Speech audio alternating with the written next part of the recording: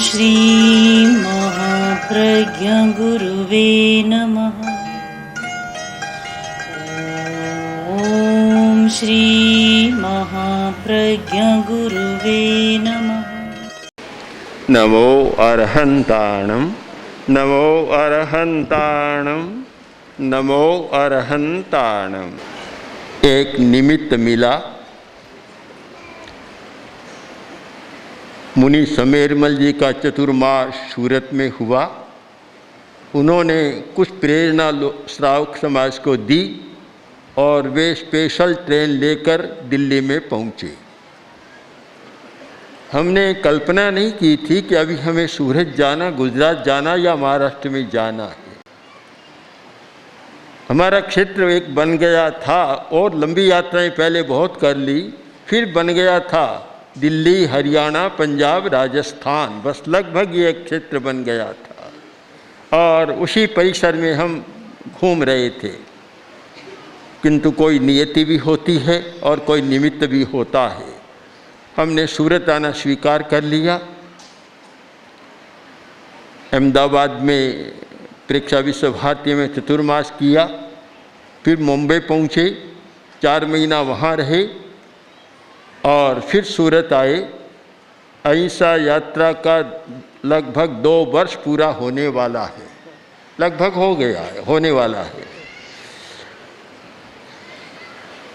इन 2 वर्षों के अंतराल में मैंने देखा अहिंसा शब्द में भी कोई चमत्कार है और इसलिए है कि आज का समाज, आज का राष्ट्र या विश्व हिंसा से बहुत आतंकित है, पीड़ित है और प्रतिदिन हिंसा बढ़ती जा रही है। परिवार से लेकर और पूरे अंतर्राष्ट्रीय क्षेत्र तक। समाचार पत्र को आप पढ़ें, 365 दिनों में कल परसों ही मैंने पढ़ा कि माँ ने बेटे की हत्या कर दी। परिवार में भी हिंसा खूब चलती है। भाई भाई की हत्या कर रहा है, बाप बेटे की हत्या कर रहा है और बेटा बाप की हत्या कर रहा है। माँ की भी कर रहा है, माँ बेटे की कर रही है। तो परिवार में भी हिंसा बहुत बढ़ी है और यह दहेज की हिंसा, न जाने कितनी युवतियों को जला दिया जाता है, पीड़ित किया जाता है। कि जिस क्षेत्र को देखें हिंसा की एक बाढ़ सी दिखाई दे रही है और समाज शायद हिंसा से कुछ दुखी बना हुआ है। इसलिए अब एक प्रतिक्रियात्मक मोड़ ले रहा है कि अहिंसा का विकास होना चाहिए, जिससे समाज शांतिपूर्ण सह अस्तित्व के साथ जी सके। एक कारण हो सकता है, उससे पूरे समाज ने अहिंसा यात्रा का बहुत ही महत्वपूर्ण स्वागत किया, सम्मान किया। हमारा कार्यक्रम आचार्य तुलसी ने जब अणुव्रत आंदोलन का प्रवर्तन किया था, आज 55 वर्ष हिंदुस्तान की आज़ादी के साथ साथ उसका श्री गणेश हुआ था और एक लक्ष्य बन गया था कि न हमारे सामने कोई जातिवाद है, न कोई संप्रदायवाद है, केवल नैतिक मूल्यों का विकास और आध्यात्मिक चेतना का जागरण। ये 2 ही लक्ष्य हैं और इन 2 की धुरी पर, 2 के परिपार्श्व में हमारी सारी परिक्रमा चल रही है। हमने इस परिक्रमा में प्रेक्षा ध्यान का प्रयोग किया, जो अध्यात्म की दृष्टि से बहुत सार्थक हो रहा है और मांग बढ़ रही है और नए नए क्षेत्र, केवल हिंदुस्तान के नहीं, विदेश के नए नए क्षेत्र खुल रहे हैं। अमेरिका, यूरोप में तो हमारी ये कार्य प्रणाली और कार्यक्रम चल रहा था, किंतु रशिया की भी मांग है और देशों की मांग है और रशिया की यात्रा भी हमारी 2 समणियाँ अभी रशिया मॉस्को की यात्रा पर जा रही है और वहाँ के लोगों का आग्रह है कि यहाँ प्रेक्षा ध्यान का केंद्र स्थापित किया जाए। इंफ्रास्ट्रक्चर सारा उन्होंने तैयार कर लिया और अब वहाँ केंद्र चलाने की बात है। फिर हमने जीवन विज्ञान का प्रयोग शुरू किया। आचार्य तुलसी ने कहा कि हम शिविर लगाते हैं, बड़े बड़े लोग ठीक हो रहे हैं, परिवर्तन आ रहा है, किंतु और नई पीढ़ी फिर वैसी तैयार हो जाएगी, इसलिए विद्यार्थी जीवन में चलना चाहिए। तो हमने जीवन विज्ञान का काम शुरू किया और मुझे संतोष है कि आज जीवन विज्ञान का कार्य स्वतः मांग के साथ चल रहा है। अपने आप मांग आ रही है कि भी आज इसकी अनिवार्यता है और लगभग 15-16 राज्यों में काफ़ी व्यापक स्तर पर यह काम चल रहा है। बिहार, झारखंड, छत्तीसगढ़ जैसे जो वे इलाके जो हिंसाग्रस्त है, वहाँ भी इसकी मांग आ रही है और हजारों लाखों व्यक्ति इसके साथ जुड़ गए। कम से कम 2-2.5 लाख तो अध्यापक इस कार्य के साथ हमारे साथ जुड़े हुए हैं और विद्यार्थियों की अपार संख्या है, अध्यापकों की ट्रेनिंग की भी बहुत बड़ी संख्या है। फिर हमने ये अनुभव किया कि जब अहिंसा यात्रा कर रहे हैं और अहिंसा समवाय की हमने परिकल्पना की थी कि अहिंसा की जो शक्तियां हैं काम करने वाली, बहुत बिखरी हुई शक्तियां हैं, अगर वे एक साथ मिलकर काम करें, इस दृष्टि से हमने एक अहिंसा समवाय मंच का रूप तैयार किया और बहुत सारे सर्वोदयी दूसरे लोग भी इसके साथ जुड़े। बहुत सारे हमारे जो बड़े बड़े मठाधीश हैं कर्नाटक के, उधर के दक्षिण भारत के, वे भी सर्वात्मना इस कार्य में हमारे साथ जुड़े हुए हैं। तो अहिंसा प्रशिक्षण का काम चला और मेरा ये विश्वास है कि केवल सिद्धांत प्रेरक बन सकता है किंतु परिवर्तक नहीं हो सकता। परिवर्तन के लिए प्रयोग की आवश्यकता है। तो हमने एक प्रायोगिक पद्धति भी तैयार की अहिंसा प्रशिक्षण की। फिर हमने अनुभव किया कि व्यक्ति का आंतरिक परिवर्तन तो हो जाएगा, किंतु जब तक समाज की व्यवस्था में कोई परिवर्तन नहीं होता है तो भी वह समस्या है। आज परिवर्तन में सबसे ज़्यादा लगा कि हिंसा का एक बहुत बड़ा कारण है बेरोजगारी, रोटी का अभाव। जब तक इस समस्या का समाधान नहीं होता है, अहिंसा की बात को स्थिर नहीं किया जा सकता, बद्धमूल नहीं किया जा सकता।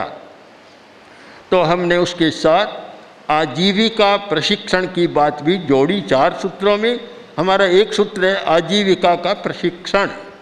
मुझे प्रसन्नता है कि झाबुआ जिले में वह काम चल रहा था। हजारों कार्यकर्ता शिक्षक वहाँ हजारों आदिवासियों को आजीविका का प्रशिक्षण दे रही है। सूरत आने पर रजनी सेठ हमारे पास आए और उनसे बातचीत हुई तो लगा कि ये व्यक्ति इस बारे में बहुत कुशल है, तो उनका भी बड़ा सहयोग मिला और यहाँ भी बस्तियों में आजीविका प्रशिक्षण का कार्य शुरू कर दिया। एक बस्ती तो हमारे पास है और 2-4 दिन पहले ही रजनी भाई ने घोषणा की थी कि 720 परिवार या 725 परिवार है, उनमें 727 व्यक्ति आजीविका का प्रशिक्षण लें, उसकी सारी व्यवस्था हम लोग करेंगे। कोई व्यक्ति बेरोजगार आजीविका के प्रशिक्षण के बिना नहीं रहेगा। जब उपराष्ट्रपति आए थे शेखावत जी, तो उन्होंने कहा कि ये जो काम शुरू हुआ है बड़ा महत्व का काम है और बड़ा काम हो सकता है। तो फिर हमारा ये चला, परिवर्तन आना चाहिए। जब मुंबई में राष्ट्रपति मिले, उनसे काफ़ी लंबी हमारी बातचीत हुई, 1 घंटा से ज़्यादा समय तक, फिर और भी हुई दूसरे दिन भी। तो हमारा चिंतन रहा कि एक योजना बननी चाहिए जिसमें धर्म गुरुओं का भी योग मिले और वैज्ञानिकों का भी योग मिले, आध्यात्मिक वैज्ञानिक दोनों का योग मिले और सन 20 तक हिंदुस्तान विश्व का प्रथम कोटि का राष्ट्र बने। यहाँ फिर हमने कार्य किया धर्मगुरुओं को भी आमंत्रित किया और बड़ी उदारता के साथ बहुत धर्मगुरु आए, राष्ट्रपति आए। 2 दिन की चर्चा के बाद एक सूरत स्पिरिचुअल डिक्लेरेशन तैयार हुआ, उसकी घोषणा हो गई और वह सबके सामने आया। किंतु हमने कहा केवल डिक्लेरेशन घोषणा पत्र से काम नहीं होगा, जब तक इसका एक्शन प्लान नहीं बनेगा और कार्य फॉलो नहीं होगा, कार्य आगे नहीं बढ़ेगा, नहीं हो सकता। तो एक एक्शन प्लान भी बना। तो इसके साथ हम जो व्यक्ति निर्माण की बात कर रहे थे, अब ग्राम निर्माण की बात इसके साथ और जुड़ गई है। मुझे प्रसन्नता है कि हमारे अनुव्रत शिक्षक संसद के सदस्यों ने, कार्यकर्ताओं ने और दूसरे कार्यकर्ताओं ने और विश्वविद्यालय जो जैन विश्व भारती मान्य विश्वविद्यालय है, सब ने मिलकर लगभग 500 गांवों के निर्माण का, उनको एडॉप्ट करने का निर्णय लिया है। मैं इस प्रसंग में कहना चाहता हूँ, अगर आज हमारे हिंदुस्तान के बड़े बड़े उद्योगपति, बड़े बड़े व्यापारी, बड़े धनी लोग हैं, अगर 5000 ऐसे व्यक्ति हों कि 500 गांवों को ले, जहाँ कोई बेरोजगार न रहे, शिक्षा के बिना न रहे, चिकित्सा के बिना जो ग्राम निर्माण की पूरी परिकल्पना है, अगर ऐसा करें और सरकार का सहयोग मिले तो सरकार और धनपति दोनों के योग से 5 वर्ष में हिंदुस्तान में गरीबी का उन्मूलन जैसा कार्य किया जा सकता है और एक बहुत बड़ा काम हो सकता है। हम लोग भी प्रयत्न करेंगे और सबके पास हमारे कार्यकर्ता पहुंचने का भी प्रयत्न करेंगे, सरकार के पास भी, केंद्रीय सरकार, प्रांतीय सरकार और उद्योगपति, व्यापारी, धनी लोगों के पास मिलजुल कर कोई ऐसी योजना करें जो 50-55 वर्ष से जो आश्वासन की बात चल रही है वह सपना भी साकार हो सके, क्रियान्वित हो सके। कार्य हुआ, कार्य होना एक बात है। सोमप्रभ ने सिंदूर प्रकर लिखा, उसमें बतलाया कि बाता वितनवंती यत्, फूल में सुगंध होती है पर फैलाना फूल का काम नहीं, वह हवा का काम है जो उस परिमल को, सुरभि को, सुगंध को दूर तक ले जाती है। तो मैं मानता हूँ कि जो कार्य चला उसे जनता तक पहुँचाने में इलेक्ट्रॉनिक और प्रिंट दोनों मीडिया के व्यक्तियों ने जो सहयोग किया है समाज का, काफ़ी अद्भुत किया है और निरंतर बात को, संदेश को पहुंचाया है और एक वातावरण के निर्माण में बड़ा योग दिया है। तो समाज के व्यक्तियों ने तो उनका सम्मान कर दिया।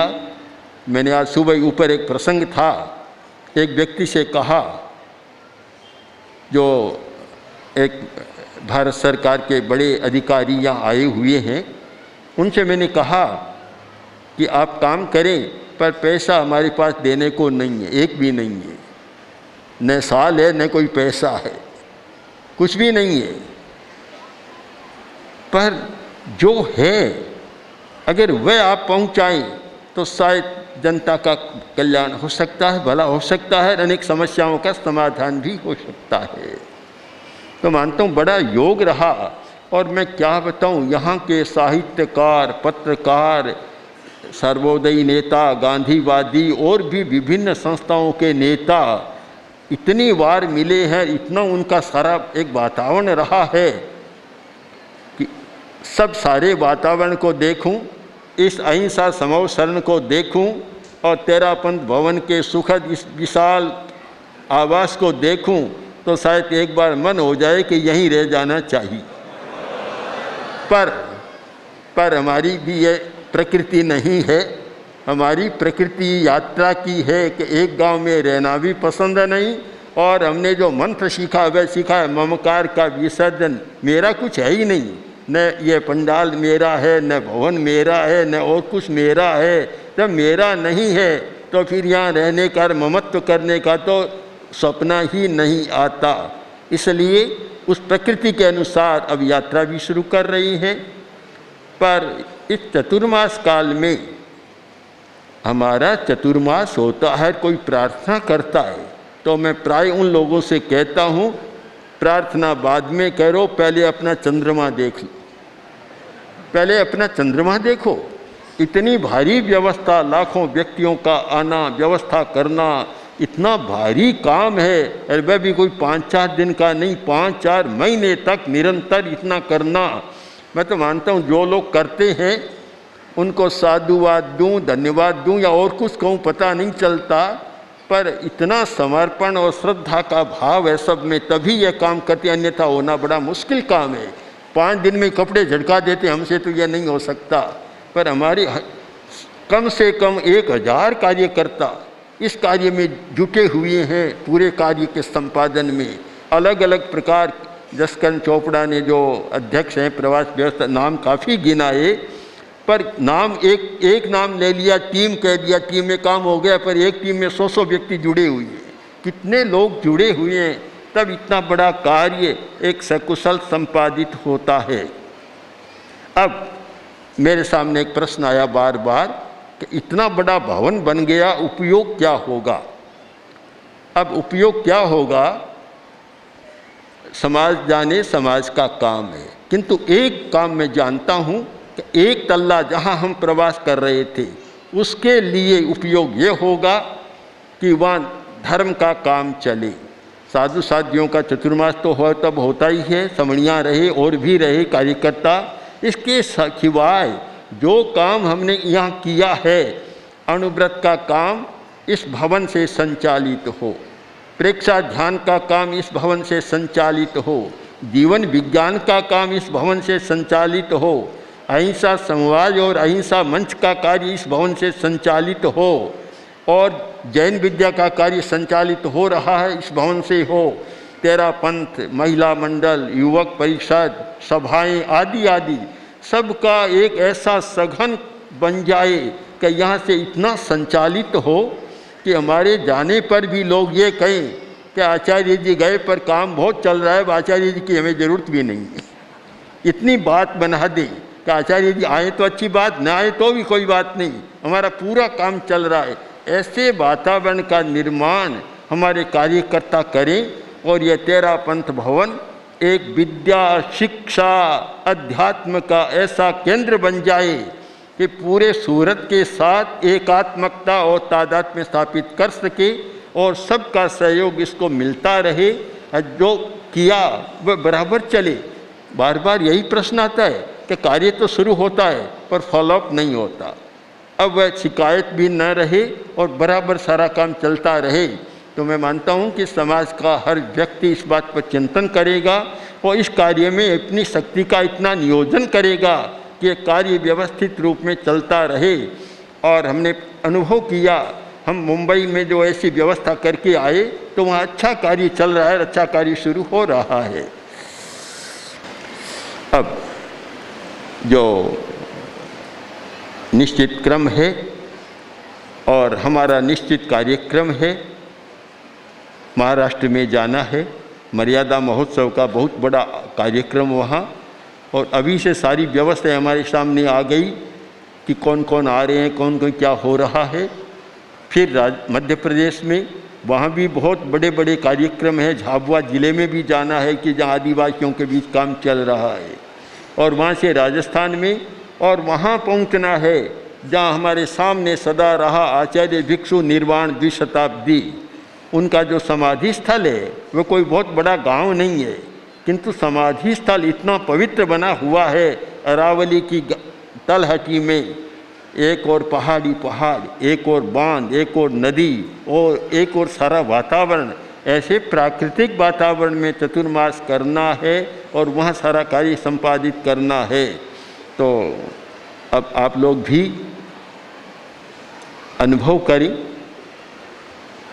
जो कुछ किया है वह आपका योग मिला है। जब इतने नाम आ रहे थे तो मैं सोच रहा था कि एक कपड़ा बना, कितने धागे मिले तब एक कपड़ा बना है। इन धागों में कितना शांतिपूर्ण सा अस्तित्व है, कभी लड़ते झगड़ते नहीं है, सब साथ मिलकर काम करते हैं। तो हमारा चतुर्मास भी कितने धागे मिले हैं तब एक कपड़ा बना है, एक पूरा हुआ है। अब उसको सुरक्षित रखना, उज्जवल रखना, उसको बनाए रखना, और उसकी जो कार्य क्षमता है उसको आगे बढ़ाए रखना, इसमें आप सबका योग बराबर मिलता रहे और ऐसा कार्य हो जिससे समाज का भी और मानव जाति का कल्याण हो।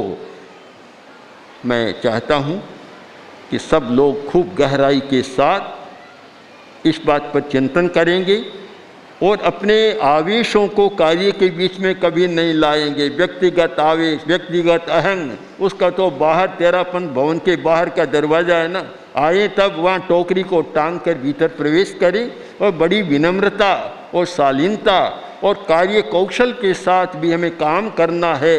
आवेश का प्रयोग यहाँ नहीं करना है, अहंग का प्रयोग भी नहीं करना है। इस भावना के साथ करें तो मैं मानता हूँ कि यह चतुर्मास शायद और अधिक उज्जवल बनेगा कि चतुर्मास का उत्तर काल भी बड़ा सफलता के साथ बीत रहा है। इस पर आप सब लोग चिंतन करें और बड़ी प्रसन्नता, एकाग्रता के साथ इस कार्य का संपादन करें। ओम आत्मा।